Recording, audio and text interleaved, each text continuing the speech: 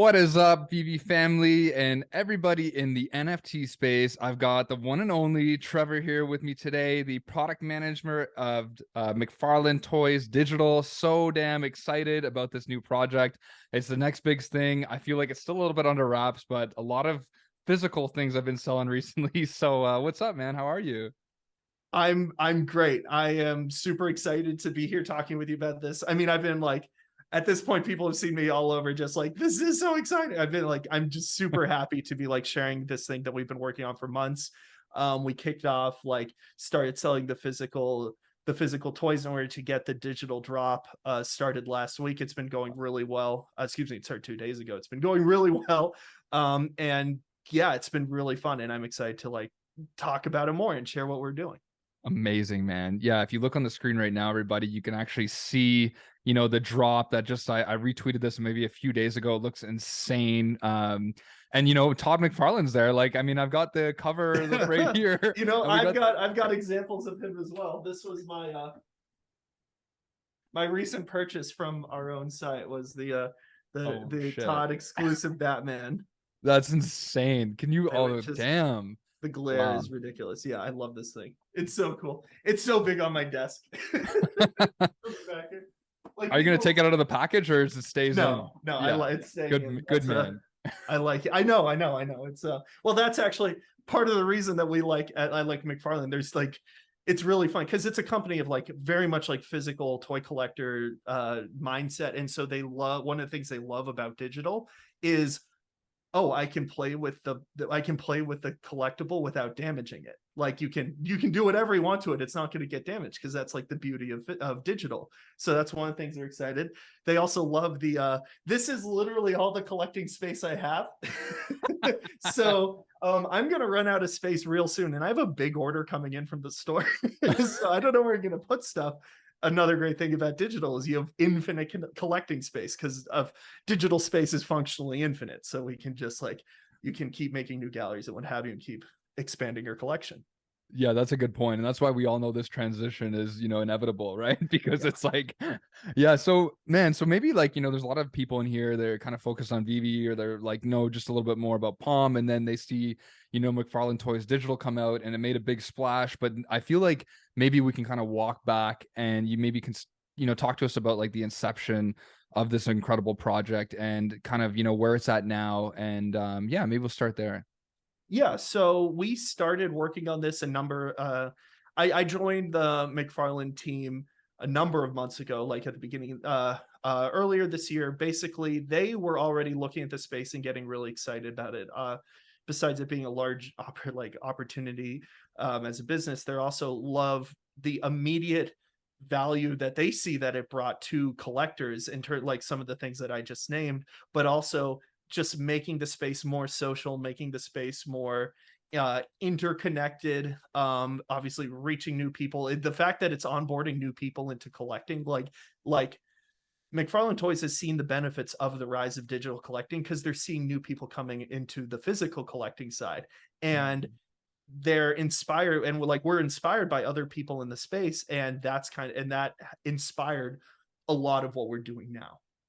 And Right. like what we're building, the platform we're trying to build, the content we're trying to build is all focused on trying to make this as like it's kind of in a way like our love letter to the space and like the great projects that have come so far, as well as us like putting our foot in like our like staking our claim to the space a little bit and saying this is what we believe is what great looks like in the space and how we want to achieve it.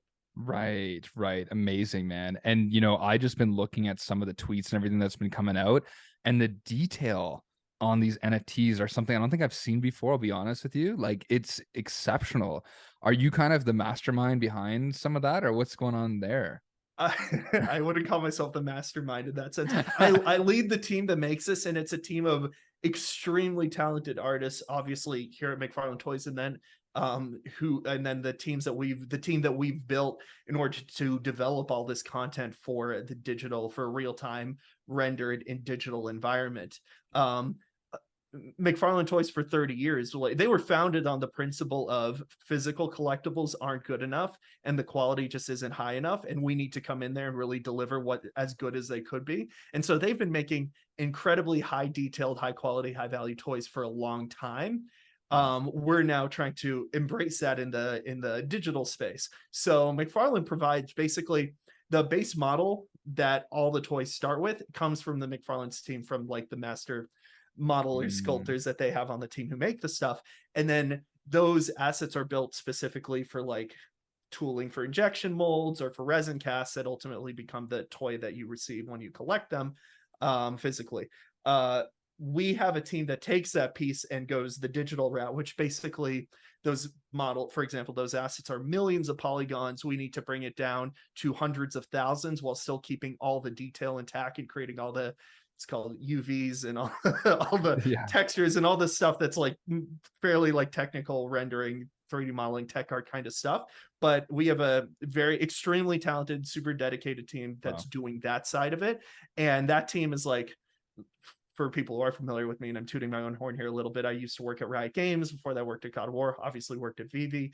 These are teams that I worked with in the AAA game development space to make these assets for those games. So the same people are doing this, did characters and environment for God of War, stuff for Riot Games, and then they also work with studios like numerous Call of Duty studios, EA titles, just basically a who's who of like all the AAA game developers. And now they're creating these effectively That's AAA crazy. level assets for us in our platform. Wow. Wow, it's pretty cool. It's Yeah. fun. Yeah, and for all the people that don't really know maybe about, McFarlane Toys, although I'm sure, so many people do, what is like kind of the scope and the breadth of like, I guess, what they are? Is it like, DC stuff, or is it like, maybe some dragons? Like I've seen so many different things that have kind of come out of that. So can we talk a little bit about like what stuff we could see in the future from McFarlane? Yeah, so I won't point to specific assets in the future, but what I can do is point to the past and use it as example as well. We did this.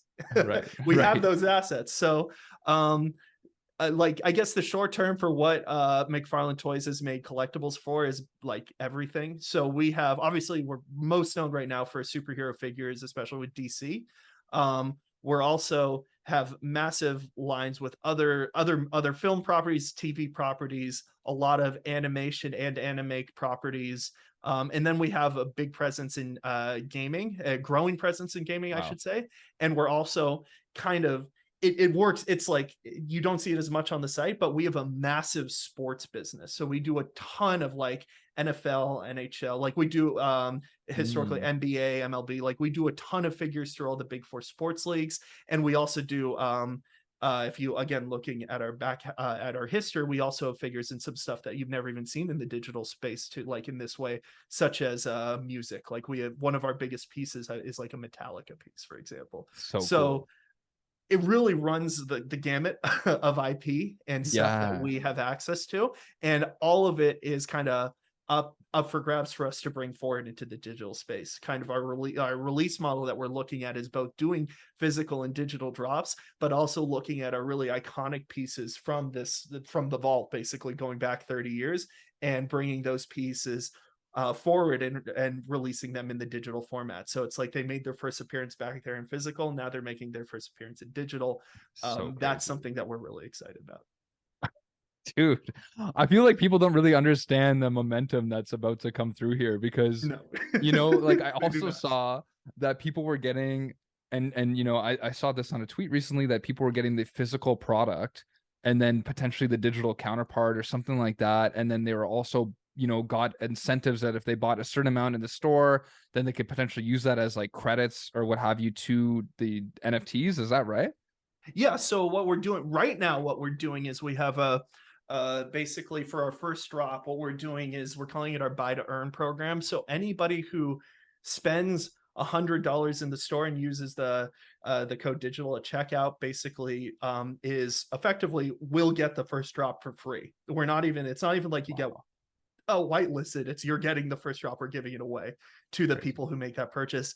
We now have the super fan code, which people have been starting to hear about, and we're seeing a lot of traction there. as well, which is you spend 300 in the store, use the code SUPERFAN at checkout, and you get all three collectibles from our first drop. So our first drop has Holy. Spawn, the Redeemer, and the Clown. We've revealed Spawn and the Clown so far. We haven't revealed Redeemer yet, but people have seen those, seen the quality of them, and it seems like people are getting really excited. Pretty wild, man. Yeah, like I'm blown away. Like, and then even I was looking at like the showrooms that you're offering as well. Yeah. And that looked pretty damn cool. And it seemed like you can kind of put those assets, kind of look like, I don't know, almost like reminded me like Star Wars, like the way that it was designed. Like that was In pretty the amazing. round, yeah. Yeah. Yeah.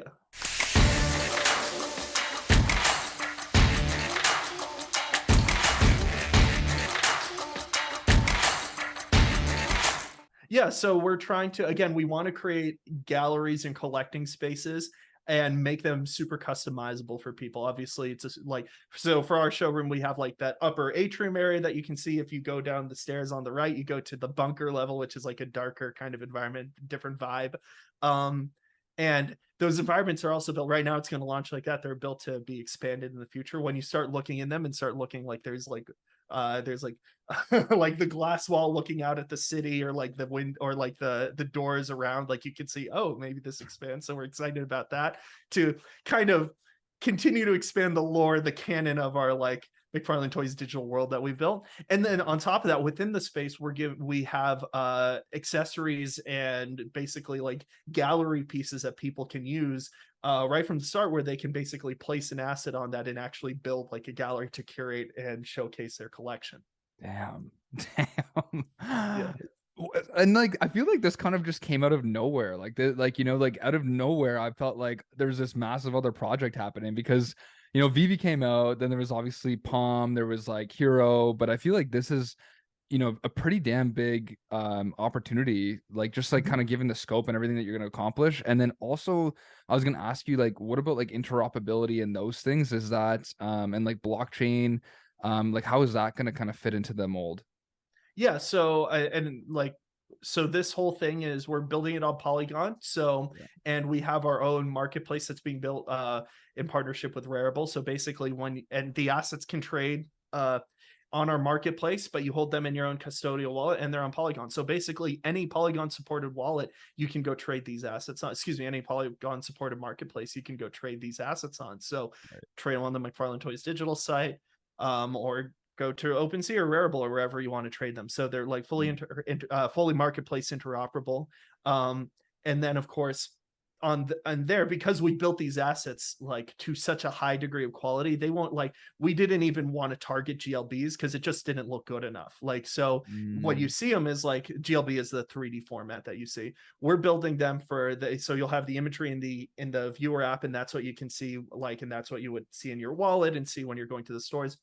Then you connect your wallet to our viewer app, and then that serves in there you would get the 3D asset at the super like AAA quality that we're building it for. And that's, again, that's mm. because we want to like really raise the bar and said, no, this is the new standard for what good looks like in like digital collecting. Like, it's Wow. important to us to make the assets look that good.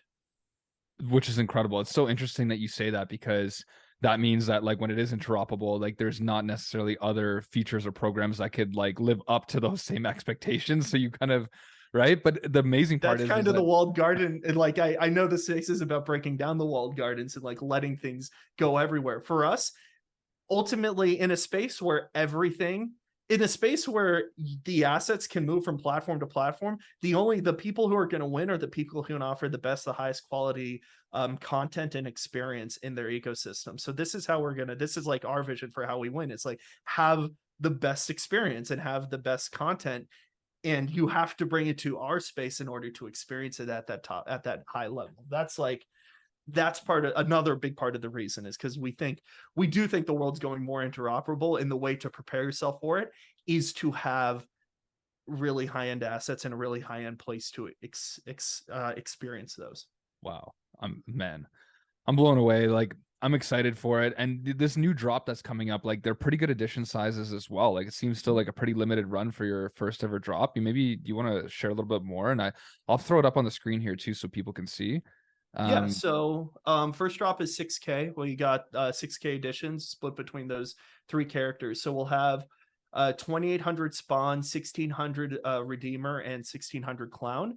And then each of those characters each have a regular variant and a like the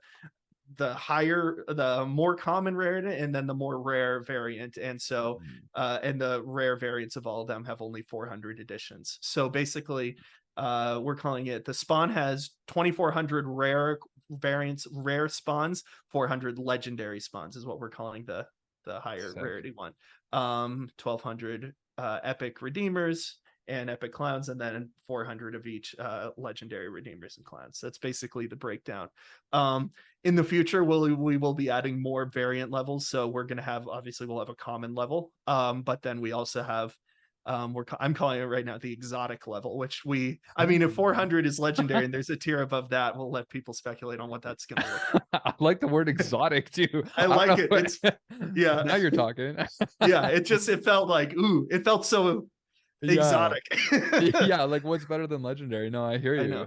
Damn, that's so cool, man. And I really feel like, you're creating a lot of value there as well, so that people feel like, safe buying these assets, and it's not like, they're gonna have these huge massive edition runs that when we're in another bear market or whatever, that who knows, right? So that's really impressive. And what's your kind of favorite part of the project so far? Like, what are you enjoying the most? For me, it's seeing like pieces come together, like seeing the final versions of these assets that we kicked off like months ago. Now they're finally like almost like pretty much ready. Like we're getting them in the engine, we're seeing them working, and it's like, wow, this stuff is really cool. And then on top of that, and this is the thing that it's like, I can keep telling people about it, but they aren't going to get it until they experience it themselves. And it's the platform side of this. It's the level of like the level of like in like the way that we're driving engagement and like building like gamification and like incentives and objectives and rewards into our entire experience is something that I don't think people have like seen before in this space. Wow. And I think I think when people start discovering those systems and how powerful they are and how exciting they are to engage with, I think that'll be really fun for people. And so that's something that I'm really excited to push.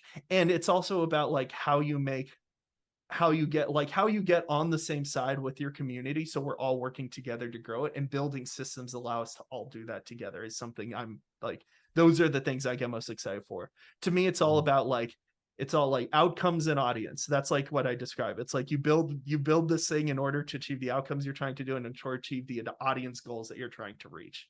And also like build the audience that you want to build. Man, that's such a good point. And I keep forgetting that you had such a, a big background in engagement, especially with like game development and things like that. Because, I'll just give you kind of a brief overview of some of the two, major platforms that we have right now, kind of like VV on one's hand, and then we have also like Palm or DC Studios. And on VV, sometimes like there's all these drops, but maybe not a lot necessarily of like utility or engagement. They have the master collector program that's coming out. And then on Palm, they have these cowls, but if you didn't get a cowl, then maybe you're not going to get the utility that you want. And so it's just interesting how there's not necessarily like a perfected system yet and how to kind of grow that sustainability and that engagement. So it's going to be cool to see, kind of that game experience kind of shine through, because like, let's be real, that's like, if we talk about games, that you want to talk about true engagement, that's where that's exactly at, right? Yeah. And it's like, I was like, I mean, everybody's like, when I worked at VV, when I designed the master collector program, worked on that with them, it's like I was super excited about that. And also now looking at that over here, and like we have and like building that and like getting ready to launch with that is something that we're really excited for with the McFarlane Toys digital platform. And it's something that the team as well is super excited about, because it's like, that's what makes to me digital special compared to physical. Like that's what makes it. It's the objectives and rewards. It's the richer engagement patterns that you can build on those kinds of platforms. And it's something that the team has embraced. Like like the way we look at it, and like I think a lot of people kind of look at this space as almost like the platform just exists as a way to push the content out. And to me, it's like the content exists to make the platform exciting. And like it's almost a weird like it's kind of an inverse of it. Like obviously we have to put out the best content and do right by all our collectors, obviously all our licensors and all as well. And that comes from the content and building the best content we possibly can. But I think the way that you really drive this thing long term is on the platform side. And that's the thing that I'm like, again, and I don't think it's something that the audience has experienced yet and maybe don't have the vision for yet, understand where I'm coming from yet. But I'm hoping as we start getting there, people start getting really excited about that side of it. I love that, man. Like, yeah, it's like so beautiful just kind of thinking about, where this could go. Do you think that we could actually have something like you said about inverses? Do you think we could have like a digital product from McFarlane that comes out before the actual physical counterpart, and then actually then you get like some kind of pairing in the future? Like, is that even on the scope of possibility? It's an interesting kind of turn of perspective on what we're doing, because like we are going to do day and date drops, a lot of them where we have the physical and the digital coming out at the same time. One of the things we talk about is, what if you did that with physical pre-orders? Like when pre-orders go live, usually it's like the pieces are made and it's about it's like the final stages of manufacturing, and then of course shipping them, getting them overseas to wherever the customers are. And that's like kind of the pre-order side of the process. But the beauty of digital is it can be anywhere in the world instantly. So like I would love to get a place where we have physical digital at the pre-order stage, where it's like you can buy the physical, get the digital that day, and start playing with it and trading it and like seeing, and like obviously the value is going to start moving, which is something that's super exciting in the space. That starts from the day pre-orders go live, and then the physical piece comes as well. And I think that could be something that's really, really fun and exciting. So there is like a version of that we're already like, we as a team get really excited about, like, oh, it'll be so cool when we can like get to that point. Wow. And when like the project's kind of like in the full swing of things, like how many drops do you kind of like anticipate happening a month? And like what does that look like? What about like the community from there? Like like in terms of like the social aspect, like how does that kind of play into it?